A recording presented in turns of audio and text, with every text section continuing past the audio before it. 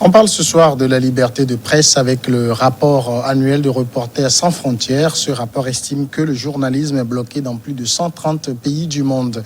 Nous serons du côté du Tchad où la France prend acte de la mise en place du Conseil militaire de transition. Au Bénin, on va évoquer cette vague d'arrestations en cours dans le pays selon la société civile. Et puis le Togo, on parlera de ce numéro vert mis en place pour dénoncer les abus dans le système éducatif. Nous en parlons ce soir avec Firmin Teko-Agbo, chroniqueur politique, qui est sur le plateau avec moi. Bonsoir Firmin. Bonsoir Samuel Nyari, merci de m'avoir invité. Et puis face à vous, Francisco Napokoura, journaliste freelance. Bonsoir Francisco. Oui, bonsoir Samuel, bonsoir mon très cher ami Firmin, et bonsoir aux téléspectateurs de la New World TV de Bassar, que j'ai quitté il y a quelques week-ends, parce que le week-end Pascal, j'ai fait une tournée dans Bassar. Les gens vous invitent à venir.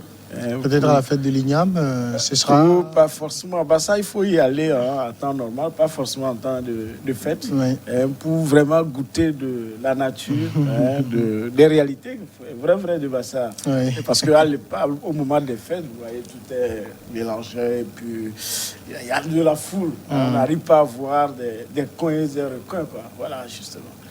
Voilà, merci pour l'invitation. Nous commençons donc avec ce rapport de Reporters sans frontières. 73% des 180 pays évalués par une étude de Reporters sans frontières présentent des lacunes très graves, difficiles ou problématiques en termes de liberté de presse, l'exercice du journalisme, principal vaccin contre la désinformation en pleine pandémie, est totalement ou partiellement bloqué dans plus de 130 pays. C'est l'alerte donnée par Reporters sans frontières qui a publié mardi 20 avril 2021 son rapport qui classe la liberté mondiale de la presse dans le monde. Ce qu'on peut noter, Firmin, c'est une sorte de recul de la liberté de presse dans le monde. Comment on peut expliquer ce recul-là? Donc, si nous partons du principe selon lequel, au nom de la lutte contre la pandémie au coronavirus, on a restreint la liberté individuelle, nous pouvons faire remarquer que assez de libertés ont été restreintes, surtout dans ce temps de coronavirus. Et ça c'est fondamental.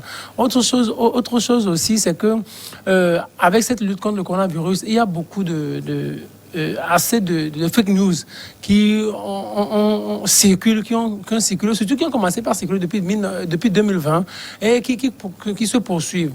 Et aussi, si vous voyez un peu au niveau du Togo, avec le nouveau code déjà, on exclut les réseaux sociaux.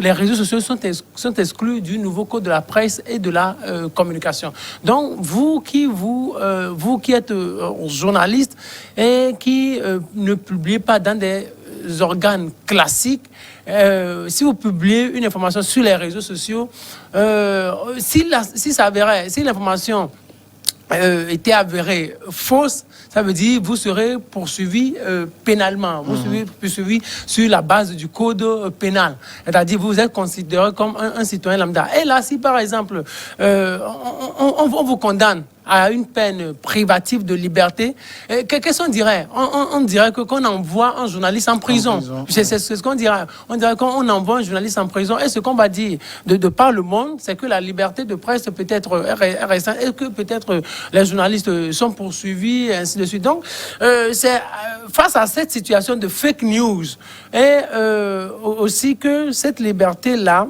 où cette liberté de presse est un peu restreinte. Mais aussi politiquement, il y a des politiciens qui en profitent pour régler peut-être des comptes aux journalistes. Si vous vous rappelez un peu ce qui s'est passé au Bénin avec le cas Ignace Sassou, le gars n'a fait que reprendre sur sa page Facebook les propos d'un procureur. Et donc, qui estime qu'il les a déformés. Oui. Estime qu'il les a déformés. Or, en réalité, c'est un journaliste. On devrait en réalité le considérer comme aux journalistes et ils devraient être poursuivis sur la base du code de la presse ou du code de la déontologie de sa profession. Mais cela n'a pas été le cas. On l'a envoyé en prison et après des mois, il est sorti. Dans plusieurs pays aujourd'hui, face surtout aux réseaux sociaux, les journalistes ne sont plus en très bonne santé pour pouvoir bien faire leur travail. Il y a une épée qui pèse sur leur tête et c'est face à cette situation que le Reporters sans frontières a jugé sortir ce rapport. Mais c'est un peu grave, Si on peut être dans cette situation et ne plus avoir la main libre pour pouvoir travailler, je pense que ça va être beaucoup difficile. Et il revient, peut-être les dirigeants, ceux qui dirigent le monde, ou les chefs d'État, ils croient qu'en mettant la main sur la presse, ils vont pouvoir être libres. Non, ils mettent la main sur les journalistes. Il y a des rapports qui sortent, qui les épinglent, qui mettent à mal leur gouvernance et à l'international, ils seront jugés sévèrement. Il y a le Conseil des Nations Unies des droits de l'homme, il y a des instances onusiennes qui les critiquent, peut-être qu'ils leur bloqueront la porte, surtout lorsqu'il s'agira peut-être de bénéficier de certains financements. Alors, quand on regarde clairement dans le rapport, et le journalisme se porte plus ou moins bien dans les pays d'Europe, même si le RSF pointe également des reculs, comme en Allemagne, en France et autres. Dans plusieurs pays d'Asie, il y a énormément de reculs. L'Afrique également, même le Togo a perdu, je pense, une place dans le classement de RSF. Est-ce qu'on peut analyser ce recul sans tenir compte du contexte de la pandémie qui a peut-être un peu joui? Samuel, permettez-moi d'abord de m'acquitter d'un devoir, surtout lorsqu'il faut parler de la presse au Togo. Le vendredi dernier a eu lieu la dédicace de l'ouvrage intitulé Les médias au Togo, Histoire, réglementation et des usagers, co-signé par le professeur Anaté Koumeyalo, l'ancien ministre des médias. Aujourd'hui, c'est devenu un ministère des médias. Et le professeur Napo Bati. Donc, ça a eu lieu à l'auditorium de l'université de Lomé. C'est un ouvrage riche qui, en le lisant, on peut se retrouver par rapport à tout ce qui est en train de se passer, surtout dans nos pays en voie de développement. Vous avez bien dit qu'en Europe, on sent qu'il y a quand même un mieux-être de la presse, ce qui n'est pas le cas.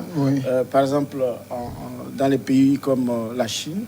Oui, la Chine est 177e sur 180. Voilà, la Russie. En allant maintenant vers chez nous également. Donc quand nous prenons l'Europe en tant qu'Europe démocratique, et donc à ce niveau, les médias sont, disons, implantés sous forme d'entreprises. Sont dans des entreprises de presse qui ont un minimum de capacité de financement et autres, et qui sont même détenus par des grosses firmes. Lorsque nous prenons Canal+, aujourd'hui, on sait que Canal+, c'est la chaîne au groupe Bolloré, d'accord, bien sûr, qui fait beaucoup de chiffres avec les abonnements.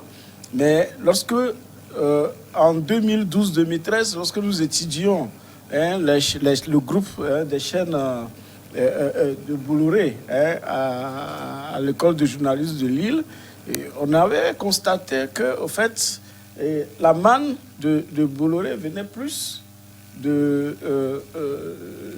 disons, de l'activité maritime. Donc, c'est un groupe, un grand groupe, d'accord, qui exploite les ports à travers surtout l'Afrique.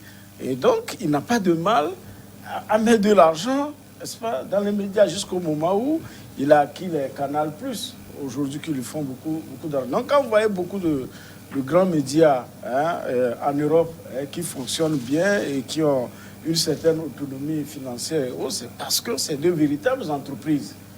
par rapport maintenant à quand vous prenez nous, nos pays, où bien sûr, on parle d'entreprises de presse, mais c'est des embryons qui n'ont pas forcément les caractéristiques d'abord même d'une société. Bien sûr, on nous dit aujourd'hui d'aller au CFE en 48 heures, 24 heures, vous avez créé une entreprise, mais qu'est-ce que ça devient après? C'est des déclarations d'entreprise et non véritablement des installations d'entreprise. Maintenant, ajouter à ça, à cette crise de pandémie où tous les pays pratiquement, quand vous prenez la Chine, les gens ont développé des moyens pour museler la presse, pour que la presse ne puisse pas relever beaucoup de choses. Vous avez vu les premiers journalistes qui ont commencé par parler de cette pandémie en Chine, ils ont eu des problèmes. Quand vous prenez les pays comme la Russie, c'est difficile de sortir des informations de ces pays sur la réalité de ce qui est en train de se passer. D'accord? Donc maintenant, quand vous prenez avec maintenant les pays qui ont des problèmes de gouvernance, donc on a mis tous les dispositifs pour pouvoir museler la presse, bien sûr avec la complicité des hommes de médias. D'accord. Voilà. Alors, ce que pointe ce rapport, notamment en parlant de recul de la liberté de presse, c'est qu'il y a une sorte de fermeture des accès avec la pandémie. Les journalistes n'ont plus vraiment accès aux sources d'information. La situation est d'autant plus préoccupante que le journalisme est le principal rempart contre la viralité de la désinformation. Si le journaliste ne peut pas avoir accès à la véritable information, il va de soi que la désinformation va prendre le pas. Oui, bien, surtout en ce temps de coronavirus, vous savez, on se demande quelquefois si c'est les vraies informations que nous avons. Et quand peut-être on n'a pas les vraies informations, donc le journaliste va chercher à aller fouiller. Et maintenant, si on ne lui donne pas toutes les informations, ça veut dire qu'en réalité, peut-être on restreint une partie de sa liberté. Et la question est de savoir si on donne les vraies informations. Regardez, il y a peut-être des pays qui ne veulent pas donner les vraies informations. Entre-temps, même au niveau de la Tanzanie, au niveau de Madagascar, entre-temps, on parlait de 0 mort. Après, avant qu'on nous dise peut-être il y a 2 cas, 3 cas, peut-être les journalistes qui sont peut-être dans ce pays-là, peut-être vont avoir la primeur de ces informations, mais ils ne seront pas autorisés à les publier. Vous les publiez, on dira que vous avez fait de la désinformation et maintenant on vous poursuit. Et malheur à vous, si vous publiez ça sur les réseaux sociaux, on dit c'est une poursuite pénale et non une poursuite civile. Donc c'est une poursuite. Donc à ce niveau, regardez, il y a même des chiffres qu'on donne dans certains pays africains. On se demande si peut-être c'est les vraies informations. Même en Chine, la manière dont on a guéri les gens, la manière dont le coronavirus a peut-être disparu dans le pays, on se demande si c'est la vraie info. Si le coronavirus peut disparaître du jour au lendemain comme cela. Peut-être, entre-temps, on avait appris que Angela Merkel ou l'Union européenne demandait aux Chinois de livrer la vraie info. Et si vous êtes journaliste dans ce pays-là, et vous hasardez à dire que le gouvernement ne donne pas les vraies infos. Mais en Chine, vous imaginez, on vous poursuit pénalement et vous faites la prison. Même les médecins qui ont parlé des premiers cas, certains sont morts. C'était son mort. Regardez, c'était son mort. Même un petit exemple, même en France, quand on parle de chloroquine, L'hydroxychloroquine. Maintenant, on a mis la main sur l'hydroxychloroquine. Il y a des journalistes peut-être qui vont peut-être s'associer avec le professeur Didier Raoul et qui vont peut-être chercher à publier les vraies infos. Pourquoi la presse ne parle plus trop de hydroxychloroquine? Quelle est cette consigne-là qu'ils ont reçue et qui leur interdisent d'en parler? Donc, dans cette situation, vous perdez une partie de votre liberté et vous ne pouvez plus faire. Parce que au-delà de tout, c'est l'image des États. Les États ne veulent pas qu'on dise des choses sur eux. Au Bénin, par exemple, on a vu comment Patrice Talon s'amusait un peu avec la maladie. Et ça veut dire au départ, on avait mis la main sur certaines informations et ces informations n'étaient pas accessibles ou n'étaient pas rendues accessibles aux journalistes. Dans cette situation, vous faites moindre erreur, on vous poursuit pénalement. Maintenant, pour revenir un peu à ce que Francisco Napokura a dit ici en parlant de médias et de moyens, bien sûr, vous savez, moi je pense que des fois quand il y a tellement de moyens, les médias perdent leur liberté. Vous imaginez, vous êtes partenaire d'un grand groupe. Ici, peut-être, vous êtes partenaire, vous êtes ici, nous sommes sur un plateau de télévision international. C'est un exemple que je donne. Nous sommes partenaires d'un grand groupe. Et peut-être ce groupe-là commet de petites erreurs. Et que même si l'information est parvenue à notre rédaction, nous allons réfléchir 2 fois avant de le publier. Ça, c'est automatique. Regardez, même CNews, une chaîne française, CNews aujourd'hui, qui appartient à Bolloré, moi, j'aurais même appris que les journalistes, avant de recevoir certains invités, et les questions même doivent être envoyées quelque part.